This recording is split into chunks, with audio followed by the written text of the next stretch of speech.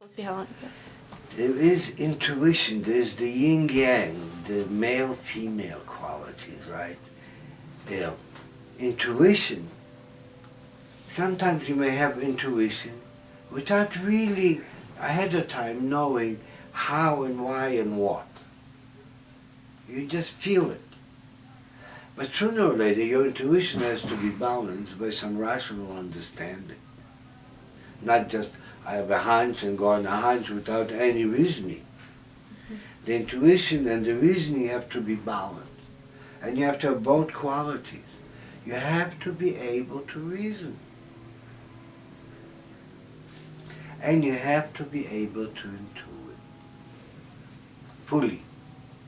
And there's no limit to how much intuition you can have or how much wisdom you can acquire. It all depends how you build the vessels that contain wisdom and intuition.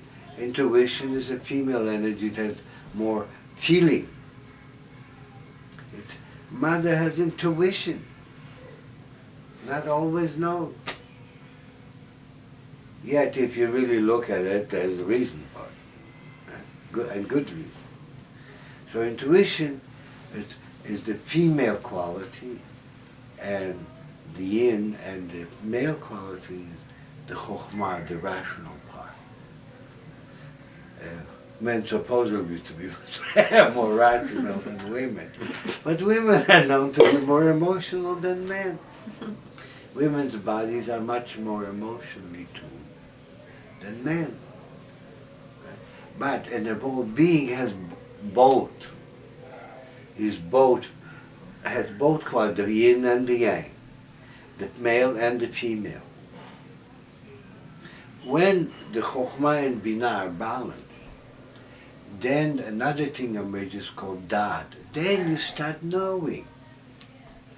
When you apply fully intuition and knowledge and they harmonize, then it's knowing emerges. Aha! Yahoo! And now I get it! Feeling. Right? Until that moment, aha, I'm getting it, you're still trying to figure it out.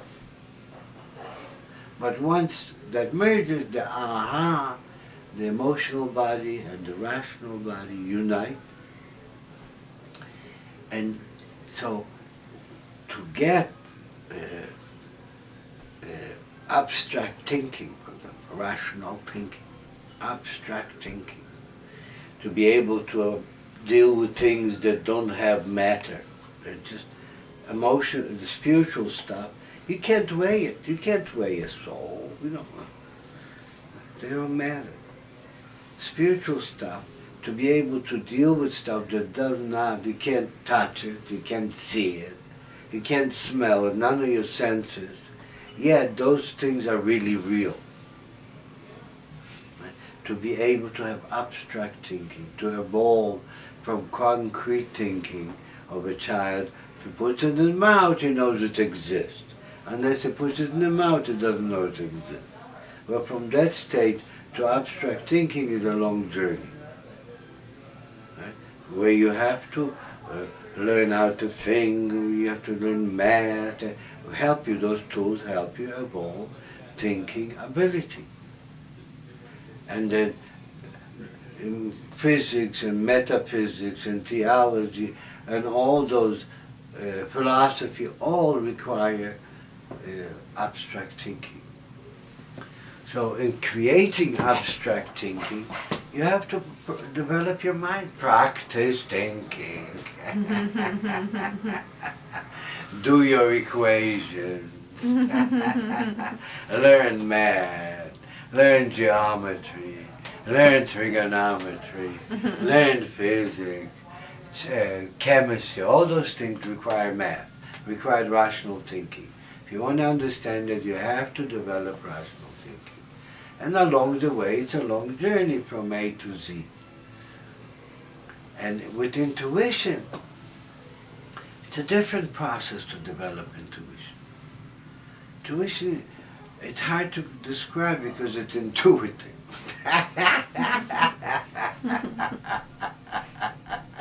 How do you explain intuition rationally?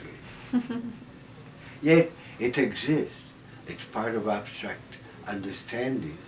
And it's a certain connection with the body. The female element of our being is more connected to the body than our rational part. In order to have intuition, you have to have a feeling. You have to have your senses working. Rational thinking is pure mind is beyond all that. But intuition, you have to have your senses working. You have to, the body responds. Somehow get it by osmosis or some quality of being in touch. Right? But you have to be able to feel. In order to feel, to laugh, to cry, to sing, feeling, to have the emotional body alive. The senses, eye seeing, hearing, tasting, all that combined will somehow give you sort of like intuition into what might happen. Also, based on wisdom, if you have experience, you might know what might happen if you have da-da-da-da-da-da-da. So you better combine your rational thinking with your intuition to check your intuition if there's any reality to it. And it's your rational mind that basically confirms your intuition. You say, oh, boy, that was intuition, but boy, afterwards I found out, what was I thinking? What was I feeling? What was I guided by? Right? I didn't sift it carefully through with my rational mind. There's a lot of people in New Age say, drop your mind beyond your mind. Forget it. If you have a bad mind, you might develop it. But a mind is a very, very, very important instrument. It's not my boss, it's an instrument. It's like a tool. You need that tool to understand. It's like you need a plumber's wrench to do the plumbing. Otherwise you might get stuck full of what. So, I'm really happy to say. So, that comes in when the emotional body and the rational body give you full function. Then you begin to understand beyond, sometimes beyond the ability to explain to anybody who doesn't. They understand, or they don't. As they say, the Hebrew commentators used to say. The one who understands will understand. And the one who does not have those qualities, you can try to explain to them and they won't get it.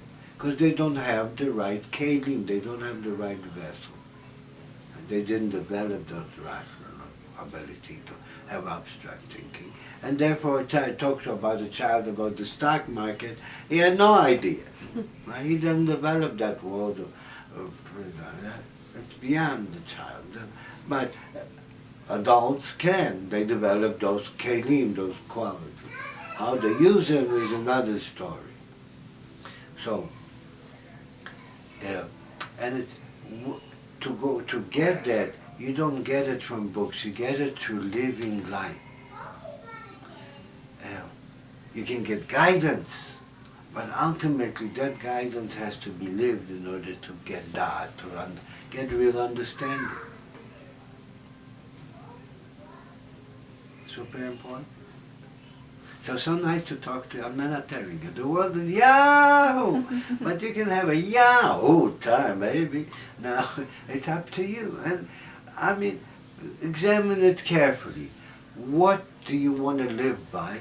What do you want to really evolve to? Not how much you're going to end up having. It's how you're going to be, the nature of your being. And the nature of your being is not much involved in having. Some people can, have the whole world and not be nothing. emotionally, spiritually. And there could even be a curse. Yeah. So it's being in the divine light. I recommend it. It feels really nice. Less headache. I don't have to figure it out for myself. And I understand it. Because without understanding, you cannot really apply the law. Because the law, most people say, oh, too many laws. Come on now, if you climb a tall mountain, and you will need some guideposts, maybe it'll help you to know which way to take to the mountain. There's some parts you're going to fall off, or maybe you shouldn't get on those parts. So it's helpful to have guides. And those guides the laws are for your benefit. They're not to, God forbid, to limit your freedom. It's basically to give you freedom, so you can achieve. So that's the right understanding about the divine law. So if you understand that, you eagerly do it, because you realize in it, for you, is a good life, a wonderful life. And that kind of harmony inner harmony will vibrate with outer harmony, and you could have relationship with mate, and according to Kabbalah, the two parts that come down is your soulmate. Right? And the job on earth we have is to find it, the soulmates have to find each other and create heaven on earth. And that's a little harder to do it in this world with a body. Because most people never transcend the animal body and into killing and conflict and grabbing. They didn't get the fact that all that ain't going to give them what they really want and need. Might be happy for a moment, but cursed for eternity. I mean, some things you do, you never recover from. Some things you do will shatter your soul. Some things you do will shatter somebody else's soul. I mean, things people do to each other without being aware fully, but boy, it haunts them for a lifetime. So if you don't do those things by understanding the law and how it protects you from all that, you gladly avoid all that. And no temptation at all. Who wants to be tempted to get into a puddle of mud? And you will very well know that once you get in a puddle of mud, you'll never come out of it clean. Karma is karma. Yeah, you can amend and you can do all kinds of things to make life better for whoever you hurt or yourself. But ultimately, it'll haunt you. So it's best to live within the limits of the law, because they protect you. So back to the garden. We'll go on with this story of how does divine knowledge permeate through the structure, not only of our soul knowledge, divine knowledge, but it goes down to the body. Because ultimately it also will produce a body that's healthy, a body that's free of anxiety and anger and frustration and demands. A person who's happy doesn't have many demands. He doesn't have many judgments. He's live and let be, Huh? I'm happy. I wish you the same. If I can help, I will. But I won't hurt. I don't want to hurt. There's no glory in hurting anybody. No glory in stealing from anybody. There's no glory in maiming anybody. Huh? Maybe there's a little bit of glory in helping somebody and healing somebody. So, we'll go on, and I will give you the details as we go down through all these, the tree of life, all the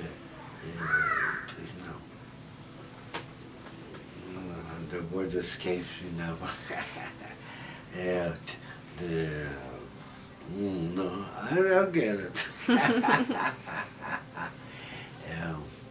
It's It's like in the Hindu they have chakras, they have 7 chakras. The Hebrews have 10 on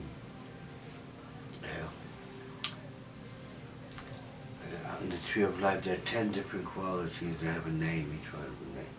And they have a common name there. The word escapes me. But so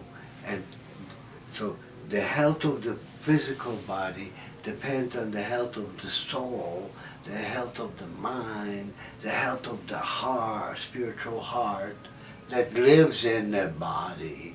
And so the body sooner or later reflects, because by how we treat it, reflect what the spiritual qualities that we live by permeate into the body. So it's not only a spiritual path that devoid or divorced from your physical reality, a spiritual path that permeates your physical being, and in the process gives you the sweet halo, because you're happy and healthy and in good condition, free of conflict, free of anger, free of jealousy, free of all the things that will rob you of your peace. So good luck to you all. I wish you really came back to the garden. Yahoo! See you next time.